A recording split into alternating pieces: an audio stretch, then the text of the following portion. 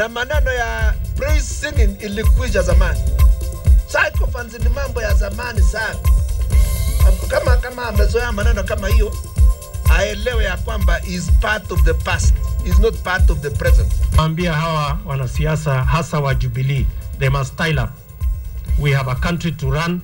We have a manifesto to deliver on. We do not have time for quarrels and petty politics. Daring URP politicians speak out against Jubilee leadership. Airstrikes leave 2 dead and policemen injured in Moyale security operation. Shock in Garissa as a baby is born with 3 heads. And how a Kitui village shielded a man and his family during the post-election violence. KTN Weekend Prime with Yvonne Okwara.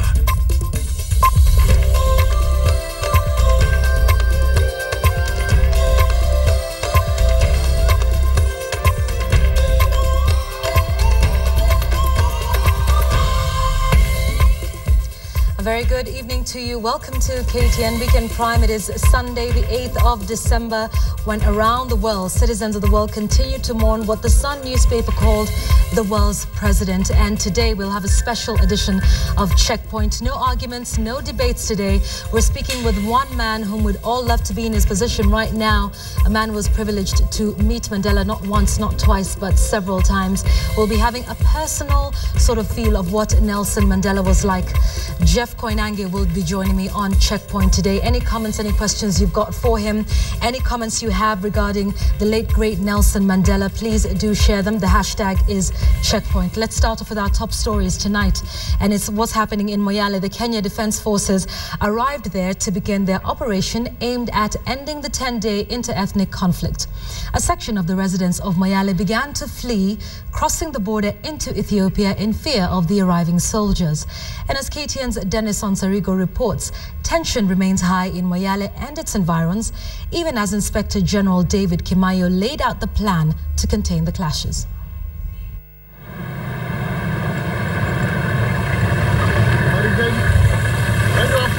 The moment you leave Moyale airstrip near the town center, the picture is that of a ghost town. And then you meet these houses torched hours earlier. Their owners have fled town. The houses could have either belonged to the Boranas, Gabra or Burji.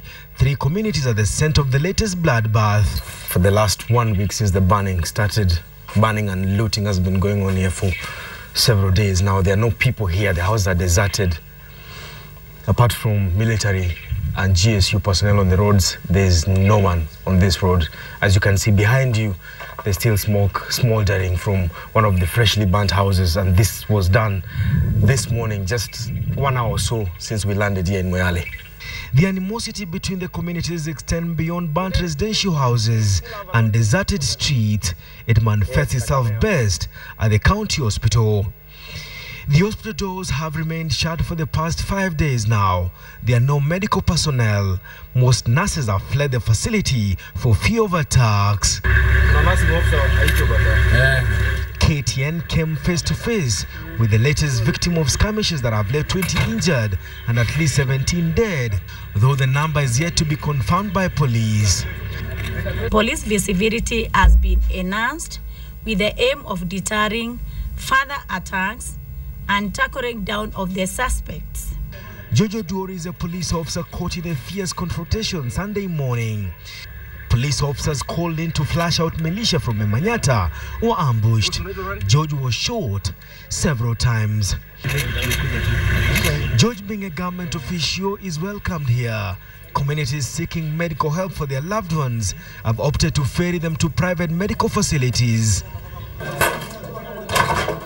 Inside the private hospital, 2 more victims nursing gunshot wounds. Wale walikuwa wanatafuta serikali ya Ethiopia, akavamilia, yani akageuka kwa kabila yetu, na amenifanya hivyo nikiwa nyumbani. Alikufanyia nini? Alipiga mimi na risasi. There were airstrikes carried out by Kenyan Defense Forces Sunday morning. They aim to create a buffer zone between the 3 warring communities. The Kenya Red Cross Society says the town centre where some communities are now seeking refuge appears calm, but the security situation outside Moyale town is worrying.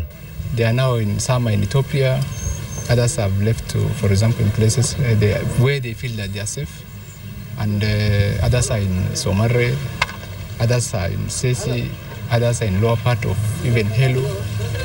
Others, they have gone even to outside even other districts. For now, there are more military boots on the ground trying to stabilize a region that has left everyone scared and on the run. The fighting enters the second week. Denison Sarigo, KTN Moyale.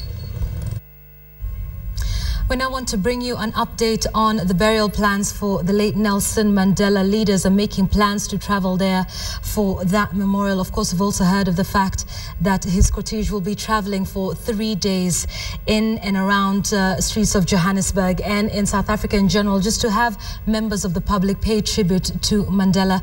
Let's now hear from Asha Mwilu, who is in South Africa, and she joins us on phone tonight. Asha, many thanks for joining us in our bulletin tonight. Bring us up to speed with the latest plans. Yeah, good evening, Yvonne. Today marks the beginning of a very important week, an unforgettable week for South Africans. Today was a prayer day around the nation, with churches and marking the first prayer day of the late Nelson Mandela. Of course, on Tuesday, Yvonne, we're expecting a huge event here in Johannesburg at the FNB Stadium in Soweto. Over 80,000 people will attend a special memorial service, of course, to celebrate and pray for the anti-apartheid icon. After which, from Wednesday for 3 days, the body of the late Nelson Mandela will lie in state at the Union Building in Pretoria. And of course, South Africans will get a chance to view his body. On Sunday, the burial is expected to take place in Kunu in the Eastern Cape. This is Nelson Mandela's rural home. But earlier on today, when we did go across Johannesburg just to get a feel of how South Africans marked this first day of commemorating this global icon. Take a look.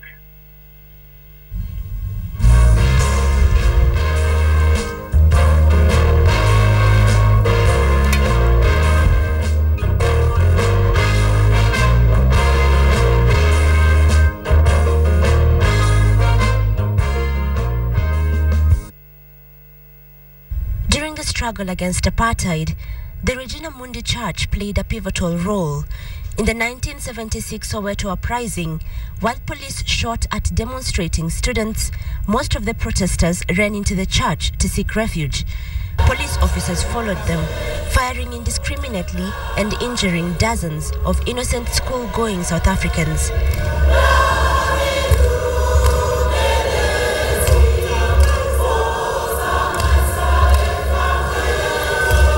Today, those who were present during the uprising came to pray for their anti-apartheid icon.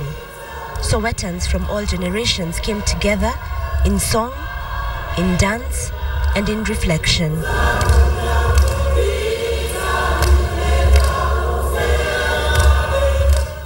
The entire country marked Sunday as the official first day of bidding farewell the departed leader at his home in Houghton. And at his former house in Vilakazi Street in Soweto, crowds gathered, chanting and singing independent songs. We've never been given the opportunities that we do have now. And since Madiba's release from prison, with the new Rainbow Nation, we've all been given equal opportunities. There's no white school and black school. The sporting facilities are phenomenal because we have access to all of that. He's given us an opportunity to move, to progress. I came to South Africa 20 years ago, and he gave me freedom to be here, to live here, to pursue my education and my career. And I think we're happy that he's now finally free. It's all a confirmation that despite him being a mortal man, Mandela will be succeeded by an immortal legacy.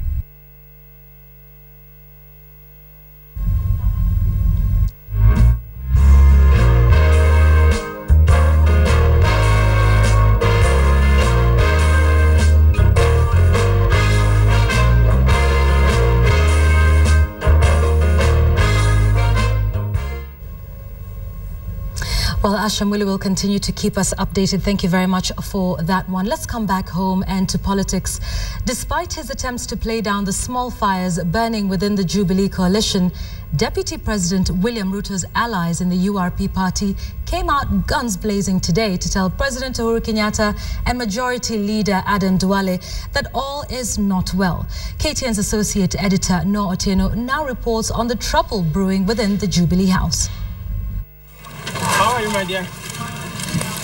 In the usual complicated style of Kenyan party politics, the Jubilee coalition seems to have begun tearing at the seams, even as Deputy President William Ruto issues tough statements apparently meant to contain rebels within the URP party.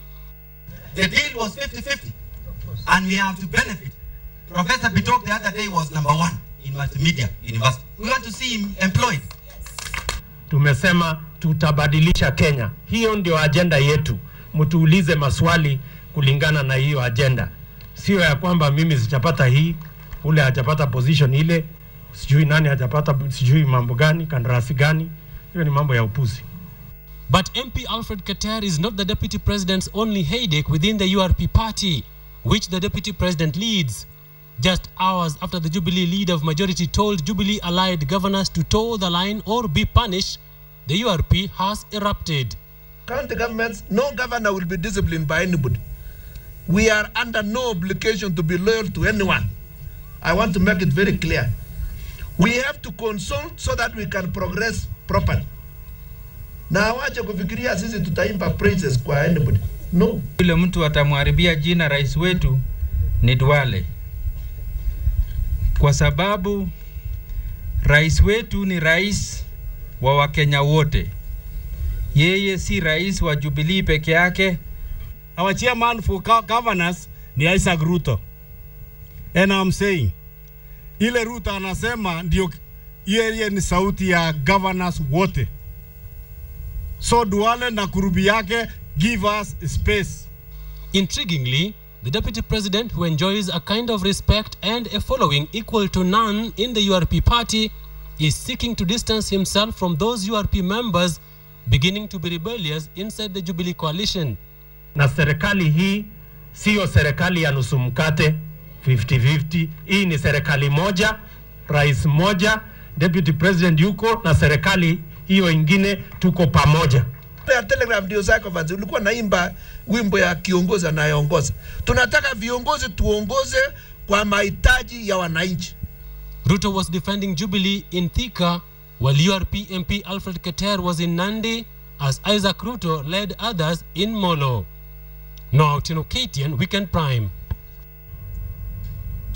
Now, a mother in Garissa County today gave birth to a child with a growth on his head, which made him appear to have 3 heads.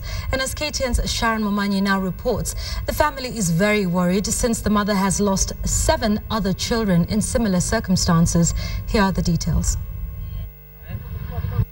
It is the hope and expectation of any pregnant woman to have a safe delivery at the end of her pregnancy and to give birth to a healthy child. But Toha Roba from Garissa, the coming to birth of her expected baby brought with it a big surprise. Toha gave birth to a child who has what appears to be 3 heads. In an otherwise normal delivery process, the baby came out alive, but the baby boy was to die moments later.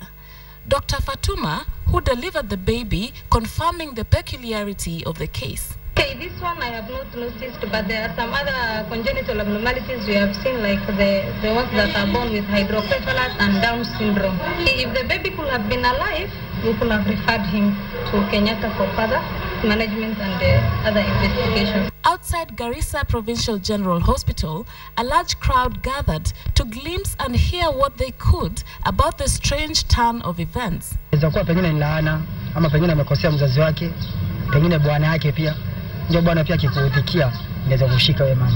But this is not the first time this has happened to the family. Toha and her husband have altogether had 13 children. Out of these, only 6 are alive, the 7 others having died of similarly strange complications.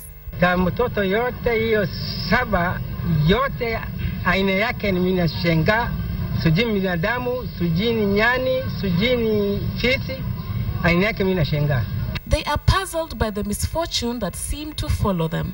Sababu mimi hajaona sababu yote. Mimi nafikiria mgonjwa napeleka hospitali, napigwa picha, nakosekana mgonjwa, napelekwa kwa nani kinyeji, nakosekana mgonjwa, sijui hii mgonjwa unatoka wapi.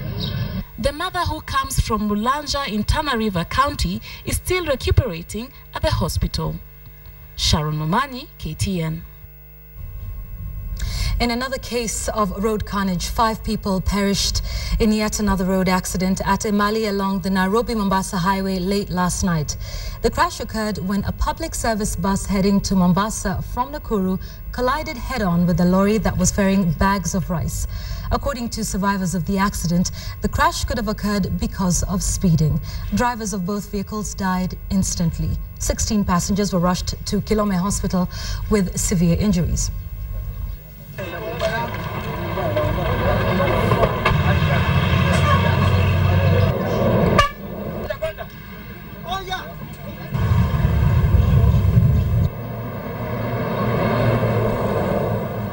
Tulikuwa tumeshikwa na usingizi kidogo, so after some few minutes tukakuwa na kama gari na gonga mbele na nyuma, so mimi nikiinuka nilijikuta tu nimelalia mtoto, nikavuta mtoto wangu nikawalalia.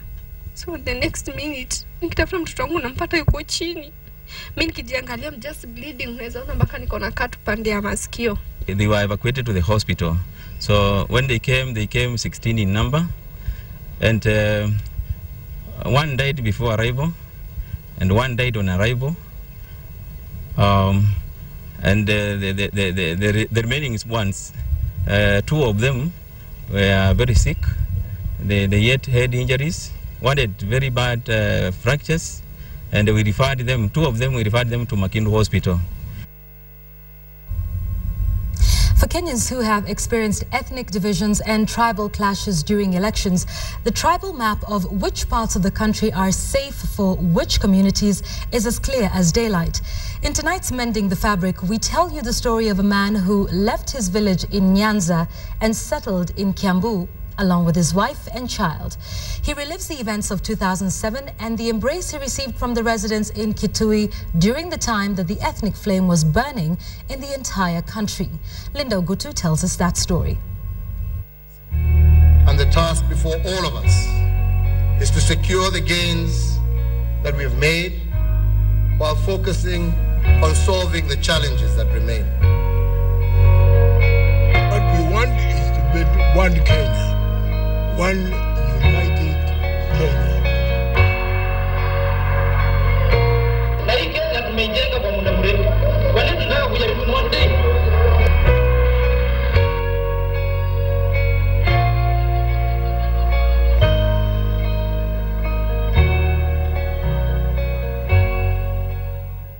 Nyinga Lungoli Lawrence Omondi, Nyanza Komoroni Homa Bay County. Kochia Central. Meet Lawrence Omondi, a young man who has been waiting for clients at a taxi parking lot in Kitui town since morning. He says he hails from Homa Bay in Nyanza and he came to Kitui to look for a job. He is not the only one. Gabriel Gura has been living in Kitui town for the last 12 years and he has survived on the taxi business that has seen him mingle with the residents here. He recalls his journey. Wakati nilifika hapa, nilikuja kutafuta kibarua, nilikuwa driver by then. Nilisikia kuna kibarua inaendelea huku Musuri ya taxi. Back then, there weren't many Luos in Kitui, but he says the reception he got from the people he now calls brothers gave him the strength to move on. Fanya kazi Musuri, tunaishi Musuri, hatuna vita. But back home in Nyanza, his relatives put up a fight. They wanted him to go back home. But perhaps the greatest challenge for him came in 2007 when the entire country exploded into tribal divides that saw neighbor turn against neighbor and innocent blood shed. He was among strangers.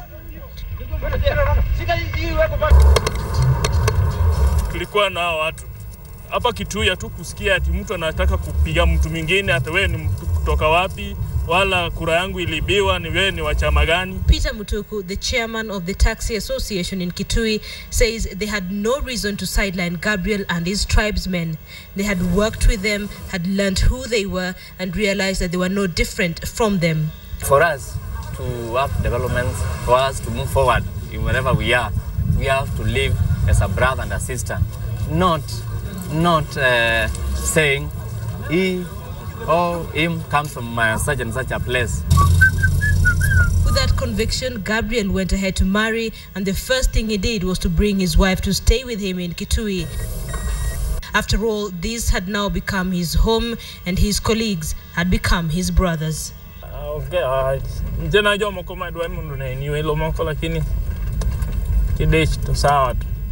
He takes us for a drive to meet his daughter in school.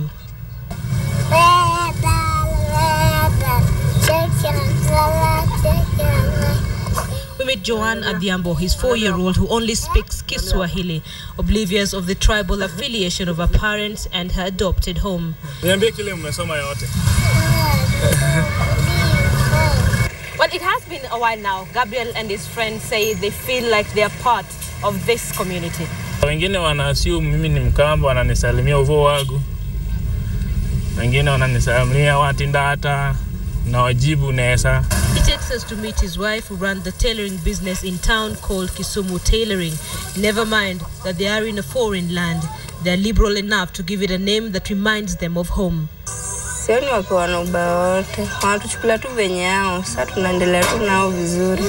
And so Gabriel takes his daughter back to school and makes his way back to work, grateful that strangers have accepted him as one of their own, hoping that he and his family can continue to live here peacefully and that his daughter will grow up oblivious of the tribal divide.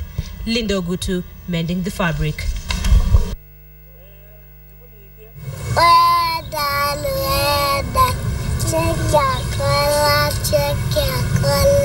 My task, and the task before all of us, is to secure the gains that we have made while focusing on solving the challenges that remain.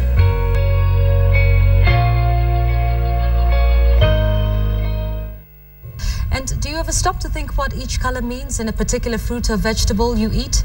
Charity Kimani reports and tells us about the color and why it has a very direct clue and exactly what you will get from what you eat. Take a look at this.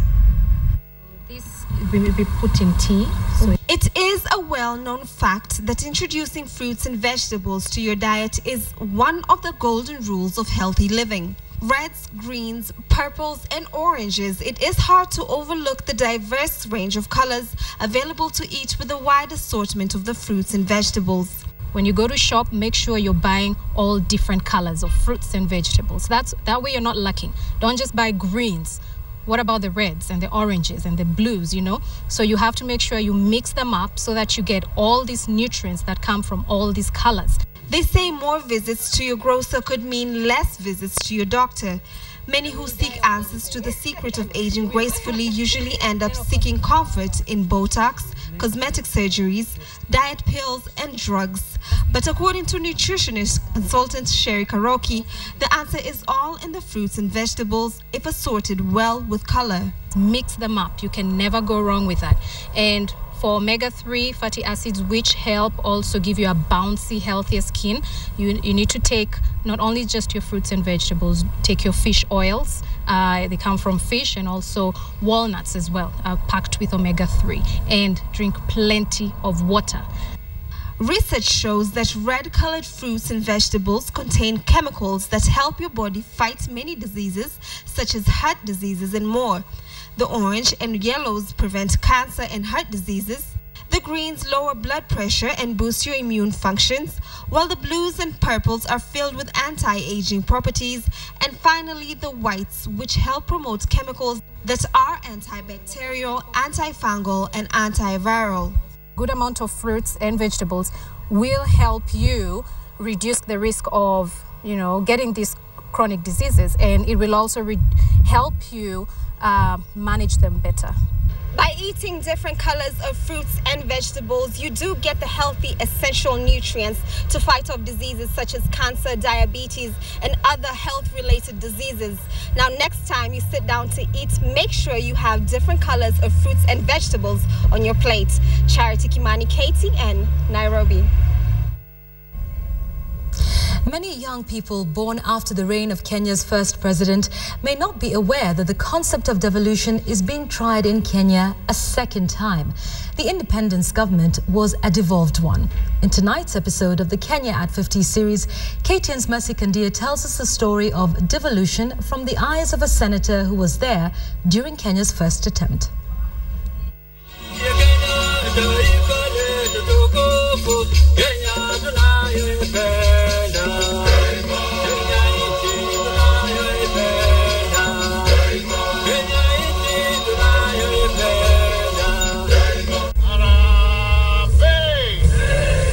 It will be 50 years celebrating the country's independence from the hands of colonialism, 48 of which Kenya enjoyed a centralized form of government. And as the country ushered in a new constitution, the year 2010, Kenyans said yes to a new form of governance, a devolved system of government, one that saw the election of 47 governors, taking the position equivalent to being the president of a county.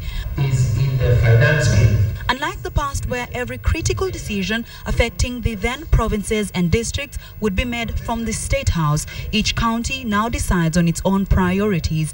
They even have their own assemblies to make own laws. The devolved structure has faced a myriad of teething problems and challenges, especially on the role of the National Assembly and senators.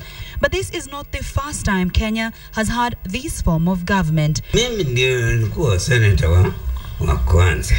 79-year-old Mzee Maxwell Ebiud Daliti was elected as Uasin Gishu County's first senator on June 1963. Daliti was among the country's first 41 senators. The first government formed just after the country gained independence.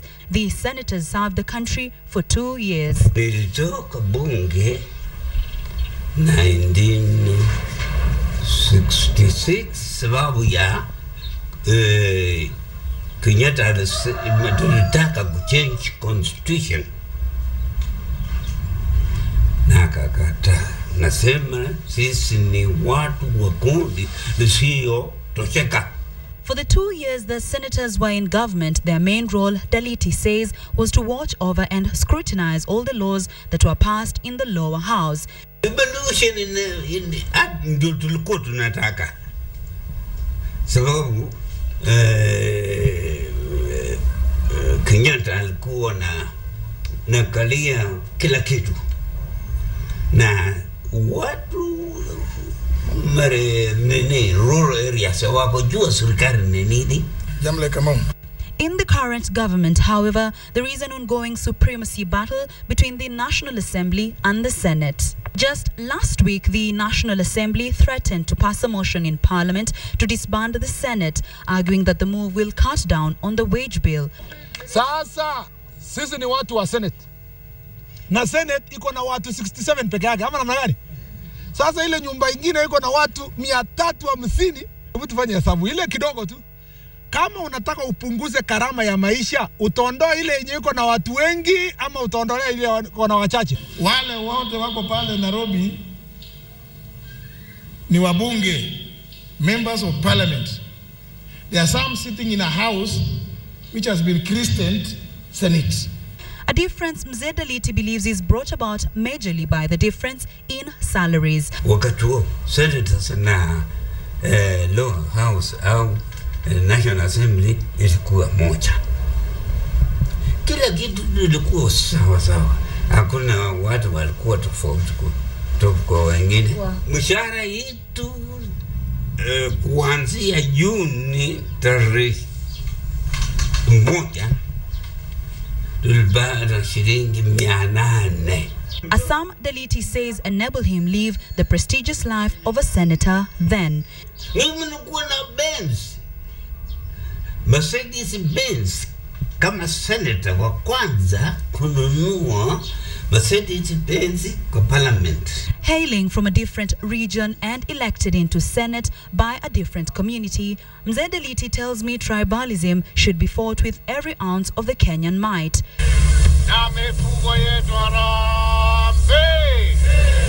Senator Daliti and his other colleagues would be sent home permanently after the then President Jomo Kenyatta, in his quest to centralize power, pushed through a raft of changes to the Independence Constitution, but he still believes firmly in a devolved government. Naunga senators wa sasa hii waendelee na wape mamlaka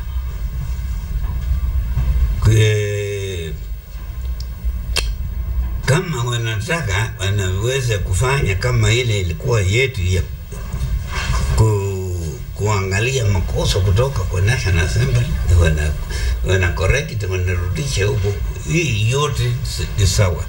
But the glory and the prestigious tag of being the country's first senator ends with a conversation. Like many other forgotten men and women who were central in building the foundation of Kenya's socio-political history, he's been pushed aside. Mzee Daliti's house was raided by council askaris in 1985 for his failure to pay rent. He lost most of his property and pictures. This is the only one of the many he had, a speck of just who he was then. Now spending most of his time with his grandchildren and his wife, Rhoda Jendeka, the ailing senator spends most of his time resting and giving political advice to the young politicians in the region. Kenya celebrates 50 years since independence, a country that is now taking small steps to realize fully devolution under the new constitutional dispensation, a government that may learn one lesson or two from the days of the first senator of Uasin Gishu County, Mzee Mark Daliti. Masi Kandie, KTN, Kapsaos, Uasin Gishu County.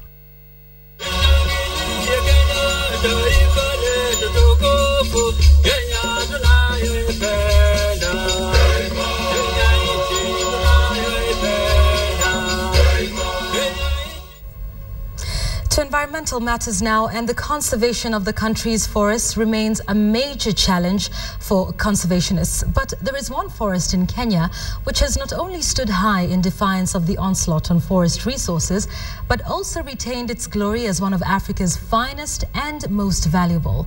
On Eco Journal tonight, Rita Tinina takes you into the country's only rainforest, the Kakamega Forest.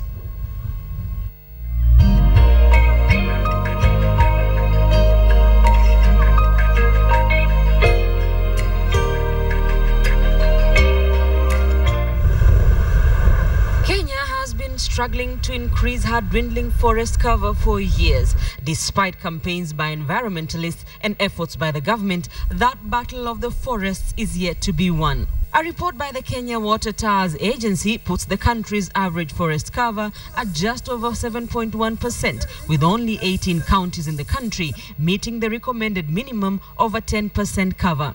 The county of Kakamega is not in the top 10 of that list, but in this county, the second most populous in Kenya, lies a story of conservation, albeit in the face of increased threats. Welcome to the Kakamega Forest. Once upon a time, this forest was part of the rainforest that stretched through Uganda to the Congo. Now, it is the only surviving rainforest in Kenya. It is managed by the Kenya Wildlife Service as the Kakamega Forest National Reserve. The 44-square-kilometer rainforest is a living museum of rare and unique tree, plant, bird, snake, primate, and butterfly species, some only found here. We have over 330 species of birds in Kakamega Forest. Out of these, there are some that are endemic to this forest, like the Ansojus green bull. This is a place where trees fall naturally, where mushrooms grow wildly, as natural as it gets. From the nature trails, the tree canopy, the undergrowth, to the picturesque backs of trees. At the Kakamega rainforest, nature is at its best. Some of the trees are centuries old. The oldest is estimated to be 500 years old. This tree, locally known as Mutukuyu or scientifically as Olea capensis, is said to be 400 years old. A hardwood tree, it is exploited for its medicinal value. For treating stomach ulcers, STDs. There are unique trees, like the strangler fig, said to be one of the most important plant species of a rainforest ecosystem. This creepy tree strangles its host tree for survival. Then there is the swing tree, which can make a web of up to 850 feet. Aside from being a favorite for playtime by the primates, it is also exploited by humans. For making swing bridges. There are tall and gigantic trees here. The buttress roots of this tree, locally known as mukavakava, dwarf me. This is one of the trees whose roots are on the surface. Due to its size, the tree has to spread its roots wide for support. During colonial days, the roots provided a hideout for fighters. Later, boys who had undergone initiation found a temporary home in such roots in the forest. The forest's more permanent residents, the gorillas too, had some use for the buttress roots. Hitting the walls of the buttress roots, it was a form of communication, like calling the troop if there's danger. Now the forest is being used for more modern reasons, like research. Of the over 330 tree species here, 75% have been discovered to have medicinal value. People from South Africa, we have people from the Great Britain. Those are professional birders. We also have botanists who come with an interest of looking at the tree species. The rainforest lives up to its name. It rains here every day. But conserving this unique ecosystem is increasingly proving a challenge. Among the biggest challenges we have is the illegal extraction of forest resources. The forest, which is a stopover for migratory birds, is not fenced, and illegal logging, charcoal burning and encroachment are proving a headache for authorities and threatening the survival of this unique forest. We've tried to mitigate those issues by trying to reach out to the community. We do a lot of education programs. We have partnered with the stakeholders. With hundreds of tree species, some centuries old, the country's only rainforest stands tall, quite literally, despite modern-day challenges threatening its survival. This birdwatcher's paradise is a haven for nature lovers and holds a wealth of information for researchers and botanists.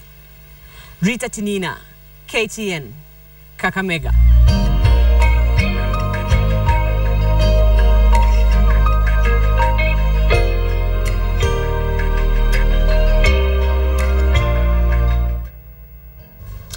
It was a day of prayer and reflection today in South Africa as South Africans and citizens all over the world come to terms with the loss of Africa's greatest son, Nelson Mandela.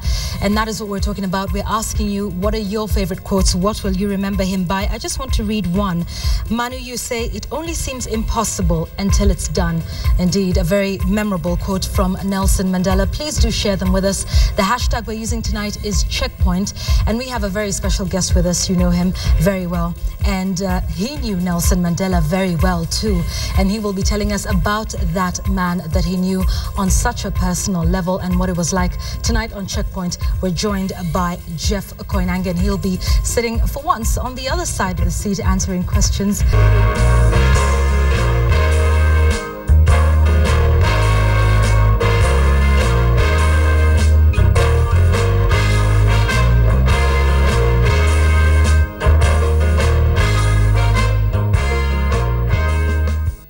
Right, and so Jeff Koinange is one very, very fortunate man to have met him not once, not twice, but several times. Numerous times. Indeed. I feel so honored, fortunate, privileged, you name it. Yeah. Because it's what everyone would have wanted to do. Everyone I knew wanted to be in the, not just in his presence, just to meet him, talk to him, ask him a question. You know, Oprah Winfrey said it's magical, and you know, he has this magical, majestic, graceful presence. Tell us about the first time you met Nelson Mandela. Yeah, it was in Burkina Faso, in Ouagadougou, in what was then the Organization of African Unity, OAU Summit. And he showed up. He was president then, was back in 1997. He showed up, and you know, of course, we were all excited. And while we were waiting for other presidents to come, you know, he was so engaging with the press. There was a whole bunch of us, and we said, listen, Mr. President, can we ask you a couple of questions? He said, oh, no problem. Oh, yeah. And of course, we went ahead and we asked the questions, and he looked at me, and when I asked my question, he looked at me and said, "Where are you from, young man?" And I said, "I'm from Kenya. My name is Jeff Koinange." He says, "Koinange, I knew a Koinange once. So, you must be the son of chiefs. You must be." And I, explained my heritage and all that. And since that day, we developed this rapport. He was so friendly. It was very easy to develop this rapport with him. What a man! I mean, incredible. He was in his presence. You just felt at peace, and you felt you were the only one in the room when he talked to you. So subsequently, other times when I met him, he would see me in a room full of journalists, and he would come whether with a head of state or whether he was making a statement. Right. And he would say, "Koinange, you're here again." And boom, and people would laugh, or you'd crack a joke, and then the questions would start. So he had that way of just breaking the ice and making everybody seem comfortable. And you not only had the opportunity to meet him, your family did as well. Yes. And we have that iconic picture of Nelson Mandela and you and your son and your wife. It's absolutely amazing. How did you break the news to your son? I know we're talking about that just a short while ago. That was the toughest part, because I heard the news on Thursday night, late at night, about 11 o'clock Kenya time. And of course, my son was asleep because the next day he was going to school early. So I figured, when he wakes up in the morning, I'm going to have to break this news before somebody tells him at school. And I brought him upstairs, I sat him down, and I said, "Listen, young man, Tata Madiba has gone, he's left us." He says, Gone where? Left us where? And I said, he died last night. And he says, No, he can't. This is a dark day. This is a terrible day. Wow. Why did he die? And then he asked me, "When are we going to meet him?" Oh, okay. I said, I said, "No time soon, I hope." Right. But he was very disturbed. He was extremely disturbed. And each day, he keeps seeing all these profiles and pictures and everything. And I keep telling him, Tata Madiba's gone, but he'll always be with us. When we take a look at, his profile and his life, and I know, of course, everybody's thinking now, what next in the aftermath? You've been in South Africa for a while. You've met Nelson Mandela. Talk to us about, what happens to all of these citizens who are now orphaned as a result of Tata passing on. Absolutely. The ANC and its future. I found it interesting that, in fact, one of his first major assignments within the ANC was he was the founder of the youth movement, which, Julius Malema took over, and we know where that's going. But let's just talk about what happens now and how people move on. Yeah, Yvonne, the best thing about what happened to him now was that he prepared not just the nation or the continent, he prepared the world for his death. All those hospital visits before, and the last one in June was for a couple of months. I mean, he was there for a while. He was slowly preparing us, because had he died suddenly, it would have been a shock. I mean, this world would still be numbed by his death. So now he prepared us slowly, and he prepared the nation. It was, they had rehearsed, if you will, his death for months. And that's why the transition is so smooth. He was the glue that held the nation together while he was alive. He will be the glue. Yes, they have elections coming up in the early part of the year. And it's going to be interesting to see how that pans out. But for now, all the panic, all the naysayers and the pessimists who were saying things are going to break down, there's going to be civil war, there's going to be white flight, none of that will happen. And interesting, even as you mentioned, no panic. I mean, when his death was announced, it was grief and happiness and celebration all at the same time. Incredible. Interesting, isn't it? Incredible. No people wearing black, no people openly mourning or wailing. They were toying in the streets. They were dancing, they were jubilating, just like they did in the 60s. And it was incredible. The people have been ready, have been preparing for this moment, and the way they are reacting and responding, it just shows it's a mature country, it's mature people, and Nelson Mandela prepared their country for this. Indeed. Let's move to, did you ever see him with Graca Machel? Yes, many times. Tell us about that relationship, getting married when he was 80. I mean, a lot of people say she was his new lease on life. Yes, she was. And it was what, late in 96, right? When they got married, and it was Zimbabwe. I think Robert Mugabe he was in the audience. But to see those two together, you could see that she had brought a breath of fresh air, a breath of life in his life. And he was like a little boy around her. I mean, he was so happy, and she made him happy, and she knew that this man had been so lonely for so many years, and he didn't have that much more time to go. and she kept him going. But the other amazing thing was Winnie Mandela.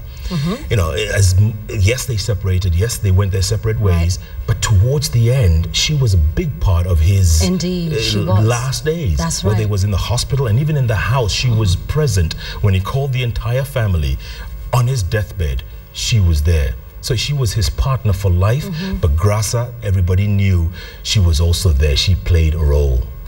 I read, you know, in his book that one of the regrets he had was his womanizing, you know, time in the 1940s or when he was in his 40s. But, you know, definitely none of that, you know, even comes out. And the fact that all of these women can now come together and say, you know, regardless of what happened, we're now one big family. And then the other thing is Winnie's just released a book earlier, a couple of months ago. It's called 491 Days. It's that time that she was in prison. And she went through hell, you know, for lack of a better word. When he was in prison for those 27 years, she was the face of the ANC. She was the face of Black South Africa. And she was harassed, and she was, you know, the white minority government, they made sure they gave her such a tough time, but she held firm. She raised those kids. And, you know, when he came out and, you know, those kids finally got to meet their father after all that time. So she deserves a lot of credit. After being away for 27 years, he would be, and justifiably so, Jeff, the most bitter person on the planet. No doubt. He had an axe to grind with just about everybody. But then he comes out and he says, no, we're not going to go this the violent way. We're going to seek unity and unify the different ones. He could have been bitter. Can you imagine? And look, here's one tiny little example. He goes to jail when he's 44 years old, 1964. 5 years later, his son is killed in a car crash. That's right. He asks the warden for permission to go and, for closure, you know, seek closure with his son, because he's just died and he hadn't seen him for 5 years. The warden rejects that request. One example. That's 5 years. 22 years later is when this man comes out. Family hardly knows him. He goes to hug his kids. They say, you're cold, you feel cold. Because they don't have that connection. Then he has this country. Everybody's looking up to him. For the next 2 years, between 91, 92, 93, the clashes with black on black. Remember? Yes. It was terrible in the townships, in the hostels. It was terrible. This one man they're all looking towards. Then he finally calls on the government. He says, call elections. They finally do it in 1993 for a year later, so April 27, 1994. And everybody's looking at one man to solve all their problems. So what does he do? He says, I am bigger than this nation. So he sacrifices his family and becomes the bigger man and leads this country throughout the 1994 elections. And he does this one term. But the one thing that you can't have everything. He couldn't do it all. That's right. And you know, in the family, obviously there was a bit of bitterness, but they understood. Obviously, and like you say, you can't be, you know, one man to all people. There's a sacrifice that's got to be made. We want to conclude our discussion, Jeff, and for you, your personal reflections on the death of Nelson Mandela and, you know, what it should mean to everybody and how we should best celebrate that. I know there's been a lot of comparisons being made to certain African leaders and on the continent. Forget about that. Yes. Nothing too flattering, but how can we best celebrate this man whom you knew very well? You were asking folks to tweet his best quotes, right? The one I remember the most was after he was elected president in 1994, when he, towards the end of his speech, he says, never has the sun set on such a glorious occasion. Right. Those words, never has the sun set. And this man, he's still riding into the sunset. You know, he's going to be gone in body, but his spirit will always be present. And if we could do just one thing and be just a tiny little bit like him, a fraction of what he was, this would be a much better place. It's all about country first, everything else second. At the end of the day, none of that other stuff matters. It's what you do for your country and your people that matters in the end. Here's one last question. Do you think in our lifetime we'll see another man? No, I know the question. No, not in ours. Not in ours. I mean, this man, perhaps your son's lifetime? I hope so. Who got to know him very well? Got to know him, and now, you know, hopefully when he grows up, he'll be telling people, I met that great man. It's like Mahatma Gandhi back in the 30s and 40s, meeting Mahatma Gandhi back then, and he's still, you know, huge today. He's still revered today. I hope my son can one day say, yes, I met the man, and and he was a great man, and I'd like to be like the man. Indeed. Thank you very much for that. Good to see you. Jeff Konange, thank you. Good to see you as well. And he has been here. Our bench moved here temporarily on checkpoint tonight. Sort of a checkpoint meets the bench. That's kind of right. thing, Check bench. Oh my, one my. Oh my. Jeff sharing his personal reflections of Nelson Mandela, and I hope you can continue to do the same and just make that more relevant. Keep your quotes coming in. We'll continue to share them throughout this live newscast as we celebrate the late, great Nelson Mandela.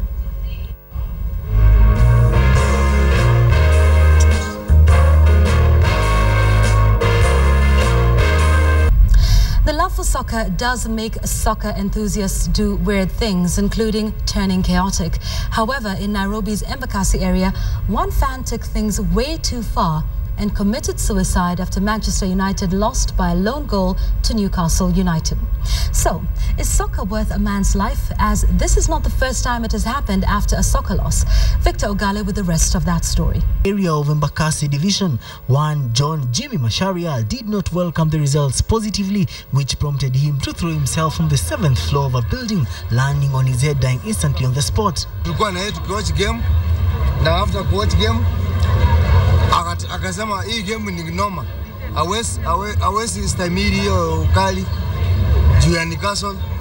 Akaenda kwa nyumba, akaenda coach game. After kutoka hapa kwa kilabu iko next, akasema nikapata yeye ako chini. Juzi tulipigwa na Everton, akavumilia home kwetu, akavumilia. Leo ndio hiyo sasa. The body was later removed and taken to the mortuary by police who arrived there. Victor Ogale, KTN Sports. More than 100 athletes from different parts of the country descended on the Ngong Vapor Grounds in a running competition expected to go through nature, to nurture talented individuals. Moscow World Championships 1,500 meters bronze medalist Helen Obiri and former marathon world record holder Patrick Macau were among the star athletes who graced the occasion, organized by Run Track athletes in conjunction with the Athletics Kenya Kajiado County. The issue of doping also featured prominently at a time when Kenya is on IAAF's radar after isolated cases were reported throughout the year. The participants were cautioned on the dangers of the vice, with the organizers pledging to organize the event quarterly.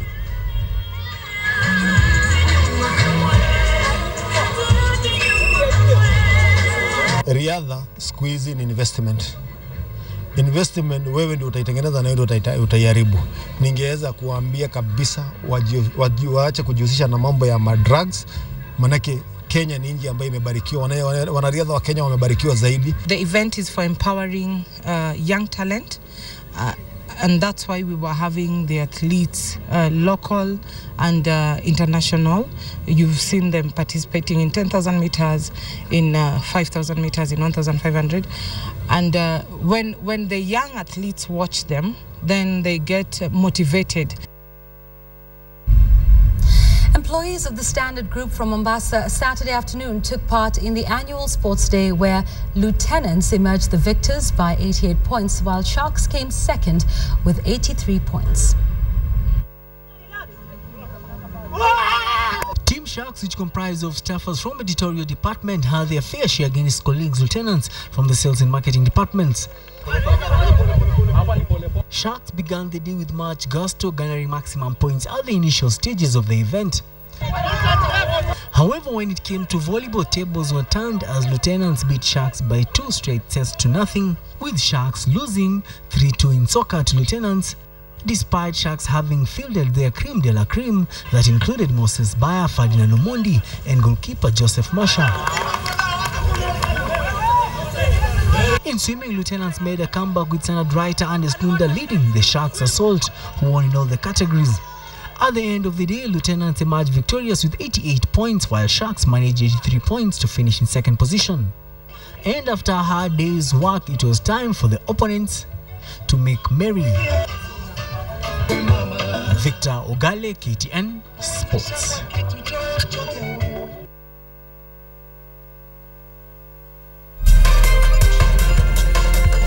KTN Sport.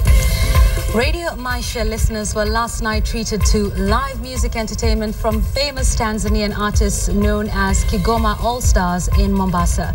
Led by renowned musician Diamond Platinum, who is famous for Swahili love songs, the artists entertained thousands of revelers who thronged the Big Tree Hotel.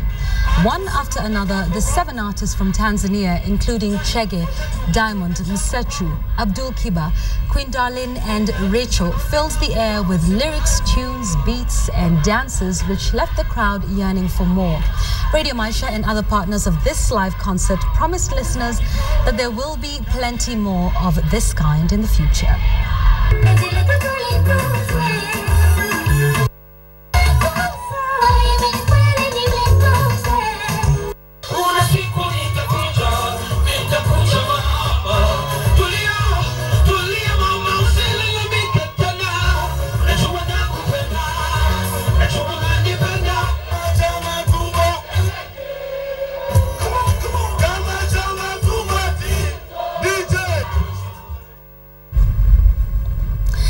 Indeed, I don't know if you saw the clip of that earlier. It also ran at 7, where Diamond was singing and they were all just singing along. It sounded like such great fun. Absolutely. All right, let's take a look at your tweets tonight. We were celebrating the life of Nelson Mandela on Checkpoint tonight. We had Jeff Koinange with us and we're asking you, what are your favorite quotes from Nelson Mandela? I just want to read a few of your tweets. Anto Fazul: we must use time wisely and forever realize that the time is always ripe to do right. Here's another one from Okinya Seto. You say, without democracy, there can be no peace. That was said by Nelson Mandela in South Africa, May 9th, 1992. I already read this one from Manu. It says, it only seems impossible until it is done. Michael Oleroti Ken, you say Madiba will be mentioned every time African history is mentioned. Good point. Absolutely. And here's another one. Henry, you talked about a quote Jeff had mentioned on the show. Let freedom reign. The sun never set on so glorious a human achievement. I just want to read one more from Gideon Rob tonight. You say, Madiba fought black and white. It's hard to have that sobriety. And those are your tweets tonight, many of them coming in. Charles Ngena, you say you're enjoying the show from Nakuru. We thank you for watching and thank you for your feedback as well. It's been lovely having you this entire week and indeed this weekend as well. Taking a break, something new, something fresh coming up for you on KTN tomorrow. You just have to stay tuned to find out as we celebrate Kenya at 50. Good night. We'll see you again soon.